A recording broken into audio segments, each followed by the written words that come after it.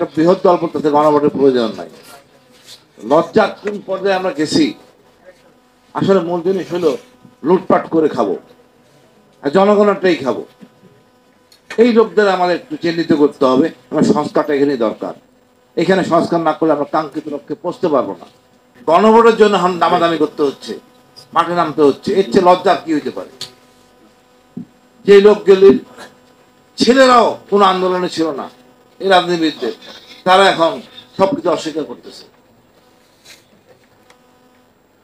আমি মনে করি আমাদের যেই জিনিসগুলো করা দরকার এই দেশের জন্য, ক্ষমতার বিকেন্দ্রীকরণ।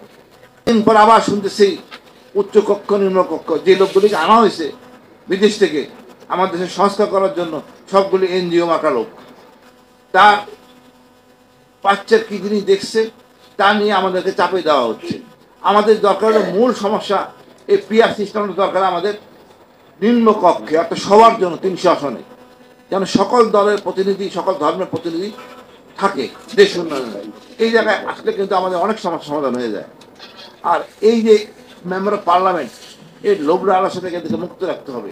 এরা জনসেবায় আসছে, এদেরকে জমি, মানে রাজকীয় প্লট, ডিউটি ফ্রি গাড়ি, উন্নয়নে এদের রাখা যাবে না।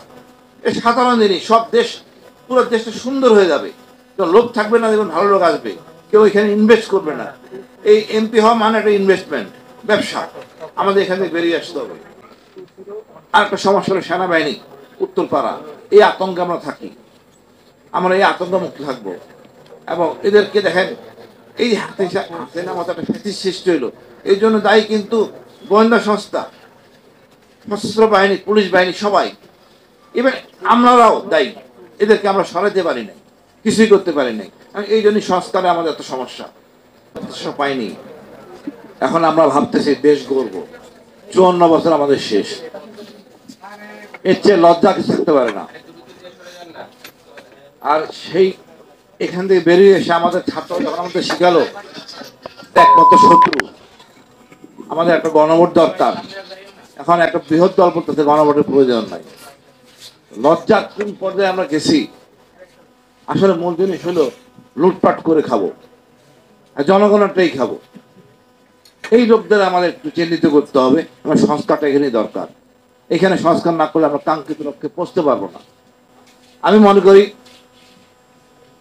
54 বছর গেছে, আগামী যে দিনগুলি আছে আমাদের নতুন একটা সুন্দর একটা সংবিধান করতে হবে। ফরজ মাদার ভাই আছেন, গৌতম দাস ভাই আছেন, মাহমুদুর রহমান ভাই আছেন, অনেক জ্ঞানী লোকজন আছেন। এদেরকে নিয়ে একটা সুন্দর একটা সংবিধান আমাদের প্রয়োজন। আমি হতাশ হই না, কারণ বিপ্লব গেছে, বিপ্লব চলমান আছে। এটা অসমাপ্ত বিপ্লব। আমরা যাতে কথা বলতেছি, এটা বিপ্লবের অংশ।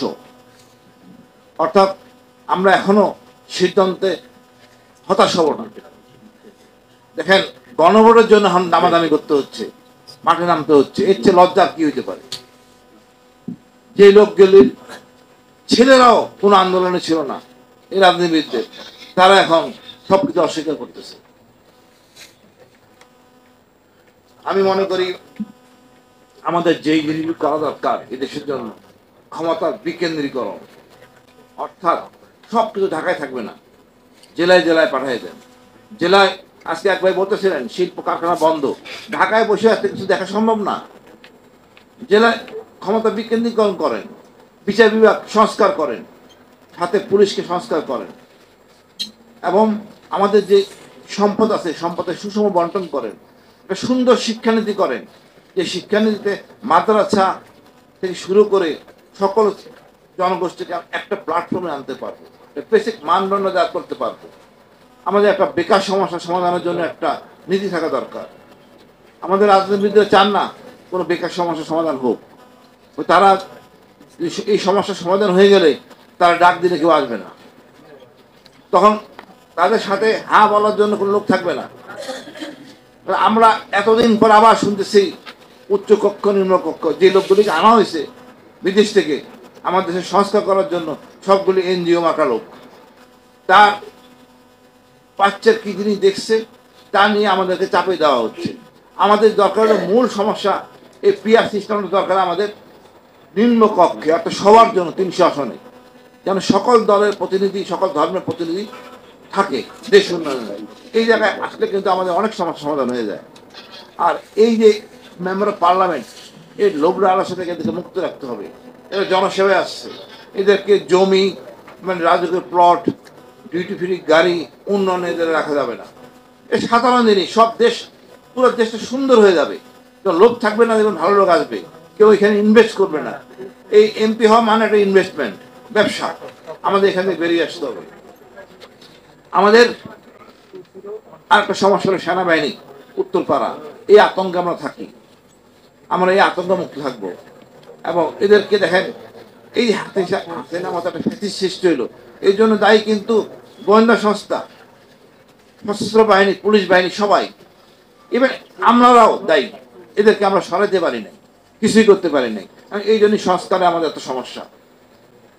তারপর আমি মনে করি আমরা হতাশ হব না, এই বিপ্লব চলমান, এই সংস্কার করতে হবে। 18 কোটি লোকের দেশে এরকম হবেই। এবং কোথায় কে মারা গেল মানে কোনো খবর থাকে না, চিকিৎসার কোনো গুরুত্ব নাই, যার টাকা আছে সেই পাচ্ছে। এখন এত সমস্যার মধ্যে সরকার বলতেছে বেতন বাড়াবে সরকারি কর্মচারীদের, আর সাধারণ জনগণ খাইতে পারতেছে না, সরকারি কর্মচারী বেতন বাড়াবে।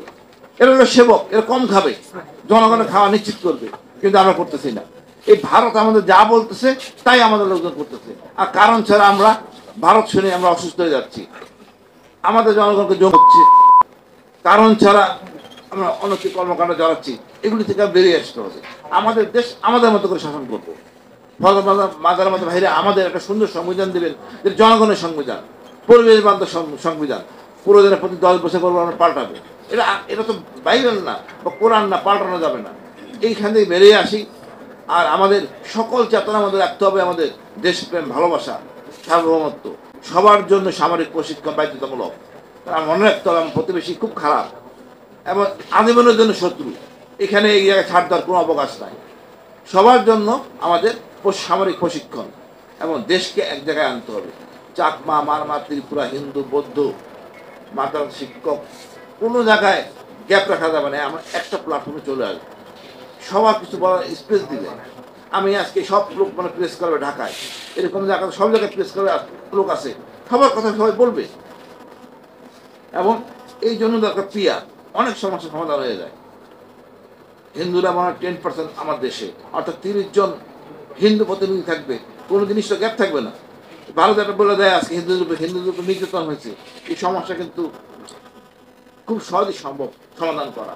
আসলে আমরা সমাধান করতে চাচ্ছি না, কারণ ওই লুটপাট করে খাবো জনগণের টাকা।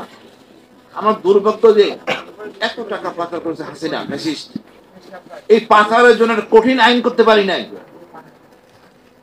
কঠিন আইন দরকার ছিল, অন্তত কিছুদিনের জন্য টাকা পাচার করে যে হাত কর্তন করতে হবে। আমরা খুশি হব, ওই কি বলে সালমানের প্রমাণে হাত সন্তুষ্ট হবো না। আমরা খুব কঠোর হই চুরি চামারি করার জন্য গরিবদের উপরে, হওয়া উচিত এই বড় শ্রেণীর লোকদের। এরা অনৈতিক লোক, সাধারণ জনগণ লুটপাট করে টাকা হয়। আমাদের দেশের গর্বের সন্তান হলো প্রবাসীরা, নিজের বউ বাচ্চা রেখে বিদেশে গেছে, ওখান থেকে টাকা পাঠায় আর আমরা লুটপাট করে খাই। নির্লজ্জ জাতি। আমি মনে করি আমাদের এখন ভালো মতো সংস্কার করতে হবে, এমন ধাপে চলমান। আজকে আমরা অনেক কিছুই বলতেছি হতাশা থেকে, ভরত মাদার বাড়ি থেকে আমরা শুনবো, এবং আসলে করা দরকার সেটাই আমরা চেষ্টা করবো, আন্দোলন চালাবো, এবং আমরা সবাইকে নিয়ে দেশটা সুন্দর করে করবো, সোনার বাংলা করবো। ধন্যবাদ।